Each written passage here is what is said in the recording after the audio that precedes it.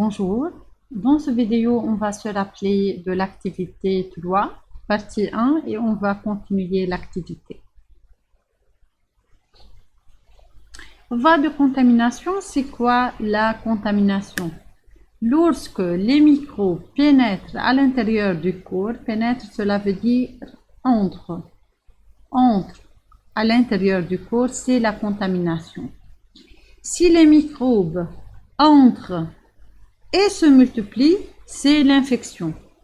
Quelles sont les voies de contamination? Il y a quatre voies de contamination. J'ai ici représenté 3 voies de contamination. La première voie, c'est la voie cutanée. C'est lorsque les microbes entrent à l'intérieur du corps à l'intermédiaire du peau. Quand? C'est lorsqu'on a une plaie majrouhine ou lors d'une égratignure. Lorsque le pot est intact, il est normal, il ne permet pas l'entrée des microbes. C'est seulement lorsqu'il y a une lésion, une plaie, pot majrouh ou bien égratignure وقت نحكي كتير ونجرح البو ou bien brûlure حرقينه هون بيكون البو هو الفوا d'entrée للميكروب فبنحكي عن الفوا cutanée. La deuxième voie, c'est la voie respiratoire. On sait par exemple le COVID-19 maintenant. La voie de contamination de cette maladie, c'est la voie respiratoire. Car lorsqu'un sujet inhale des particules contenant le virus, il tombera malade. إذا نحن بنتنشأ شيء فيه فيروس COVID-19 حنمرض. Inhalation يعني نتنشأ. Donc la voie de contamination du COVID-19, c'est la voie respiratoire. On connaît le grippe. Sa voie de contamination, c'est la voie respiratoire. Et la troisième voie, c'est la voie digestive. C'est lorsque un sujet ingère des aliments contaminés, cela veut dire il mange des aliments contenant le microbe. وتناكل مثلا par exemple الدجاج مش مشوي منيح وهو فيه سالمونيلا نمرض. هيدا بيكون فوا ديجستيف يعني وقت نلقط الملادي من الاكل اللي اكلناه.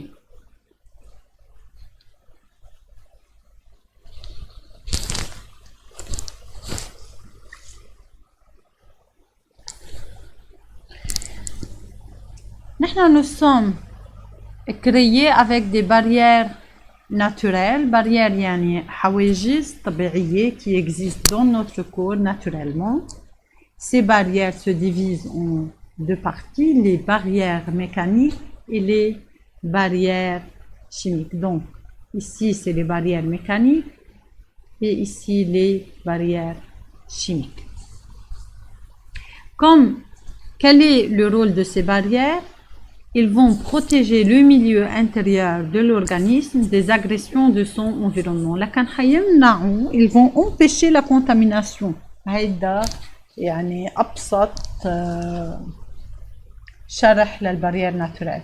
Barrières naturelles هن structures ou bien substances qui vont empêcher la contamination.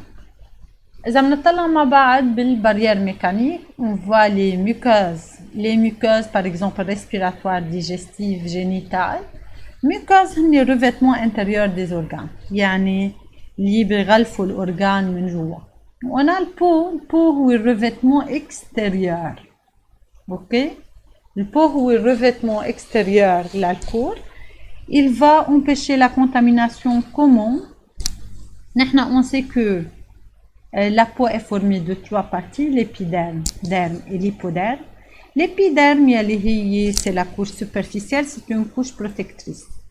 Comment elle protège? Elle est formée des cellules mortes. Elle constitue une couche imperméable aux microbes. يعني ما حتخلي يفوتوا الميكروب لجوا. Protection chimique, par exemple larmes, mucus et salive. Larmes, دموع, نعرف إنه المالحين. والmucus, المخاط. Le mucus va engluer les microbes. بيلزق عليهم الميكروب بيطلع الميكوس لبرا. De cette manière, on se débarrasse des microbes. On a سيار العرق كلنا بنعرف مالح. نحن بالعادة بنكبس الكبيس بمي مالحة لأنه المي المالحة empêche le développement des microbes. On a encore le suc gastrique. suc gastrique مثل ما شايفين هو ليكيد موجود هون بقلب الاستوماc. Il est très acide, il va détruire les microbes ingérés. يعني اللي بنبلعهم بيصلوا على الاستوماc sont détruits.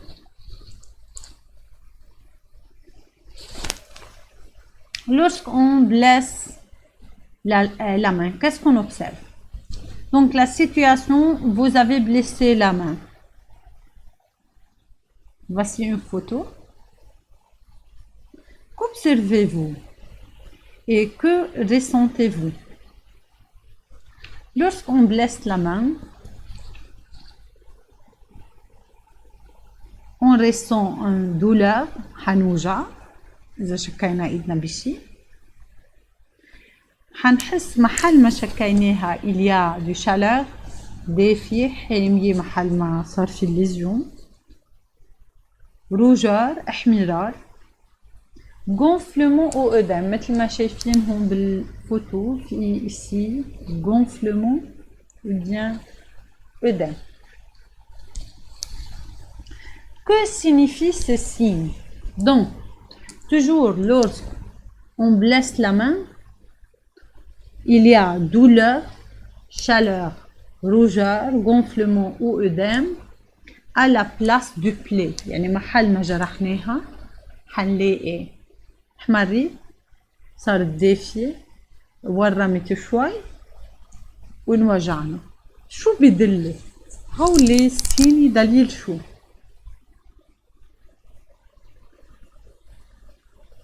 Cela signifie qu'une réaction inflammatoire est en cours. On va apprendre ensemble, on va voir une vidéo qui va nous expliquer l'étape de la réaction inflammatoire.